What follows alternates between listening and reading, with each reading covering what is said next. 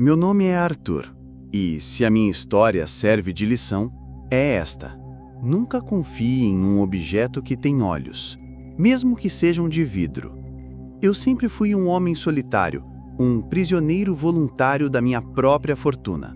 Não coleciono arte ou carros, mas sim autônatos, máquinas com alma de relógio. Minha casa é um museu de engrenagens e nostalgia. E a joia da minha coleção, a peça que me levou à beira da loucura, chamava-se O Contador de Histórias. Eu o encontrei em um leilão de itens de uma feira mundial de 1964. Era um animatrônico em tamanho real de um senhor de idade, sentado em uma poltrona de couro vermelho. Vestia um terno de tweed impecável, tinha um cachimbo na mão e um livro de capa dura no colo. Seus olhos de vidro pareciam carregar uma sabedoria antiga e serena. Segundo o catálogo, ele foi projetado para ficar em pavilhões infantis lendo contos de fadas com uma voz calma e sintetizada. Paguei uma quantia exorbitante por ele e o instalei no coração da minha casa, a minha biblioteca. Nos primeiros dias, ele era a peça central perfeita. Eu o ativava e a voz robótica, porém suave, preenchia a sala com histórias sobre princesas e dragões. Era um testemunho da engenhosidade de uma era passada. Mas a novidade logo deu lugar à rotina, e o contador de histórias passou a maior parte do tempo em silêncio, apenas me observando ler com seus olhos de vidro fixos. O primeiro incidente aconteceu cerca de um mês depois. Acordei no meio da noite com um som vindo do andar de baixo. Era a voz dele. Levantei-me, o coração um pouco acelerado, e desci as escadas.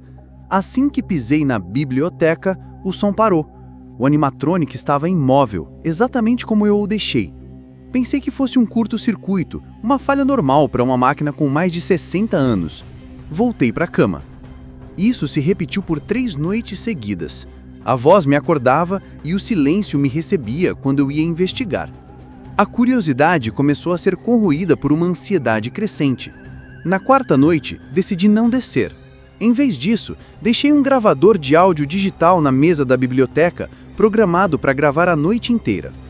Na manhã seguinte, preparei um café e me sentei para ouvir a gravação.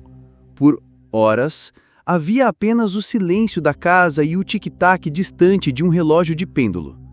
Eu já estava quase desistindo, quando, no marcador de tempo de 3h07 da manhã, ouvi o clique suave de um mecanismo sendo ativado. E então, a voz do animatrônico preencheu os fones de ouvido. Mas ele não estava lendo uma história. Com a mesma cadência calma e robótica, ele disse uma única frase: Arthur teme morrer sozinho e esquecido. Eu arranquei os fones como se eles estivessem em chamas. Meu corpo inteiro gelou. Não era uma frase de um livro. Era a verdade.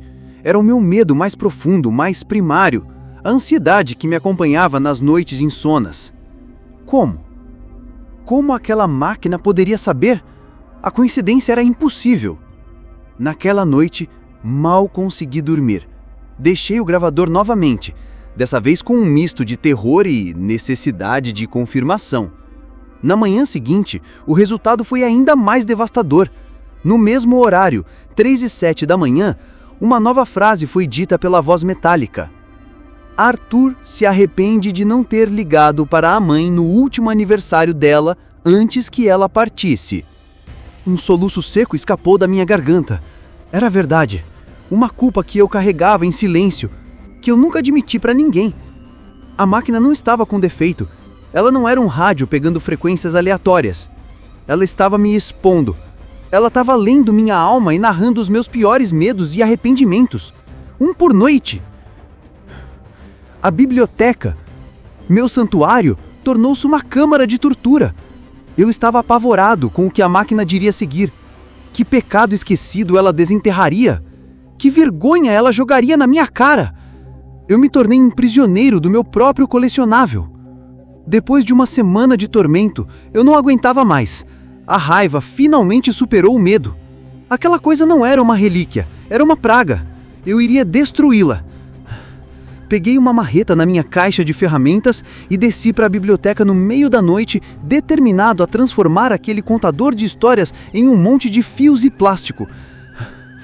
Abri a porta da biblioteca com um estrondo e, pela primeira vez, ele não estava em silêncio. Sua cabeça, que sempre olhava para frente, estava virada em minha direção. Seus olhos de vidro pareciam brilhar na penumbra, refletindo a luz do corredor. Ele não estava se movendo, mas estava esperando. Larguei a marreta no chão. O som do metal batendo na madeira ecoou pela sala. E então, ele falou. Não através do gravador. A voz saiu direto de seu pequeno alto-falante no peito, alta e clara no silêncio da sala. O último segredo, Arthur, disse a voz, sem emoção. É sobre o que você fez com o seu irmão naquele verão, perto do lago. O segredo que nem mesmo você se permite lembrar. O ar saiu dos meus pulmões. Meu corpo ficou dormente. O lago. Meu irmão. Uma memória trancada em um cofre de titânio no fundo da minha mente há 40 anos. Um acidente de infância que eu reescrevi na minha cabeça como um nesoráculo.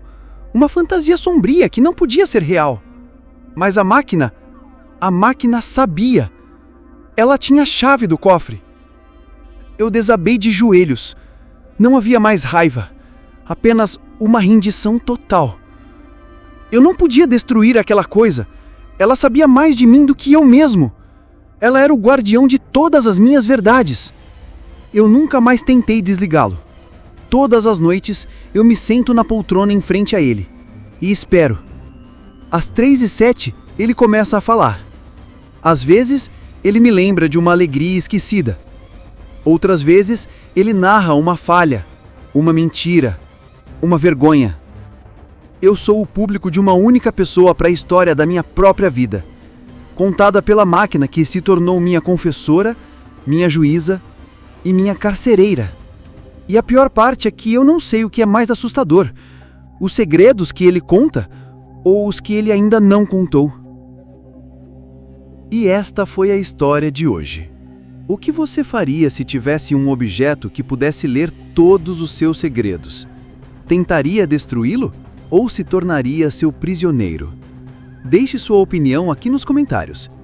Se você gostou desse relato e quer mais mergulhos em mistérios e no lado sombrio da tecnologia, não se esqueça de deixar o seu like e, claro, se inscrever no canal para não perder os próximos vídeos. A gente se vê no próximo relato e tome cuidado com as relíquias que você decide trazer para dentro de casa.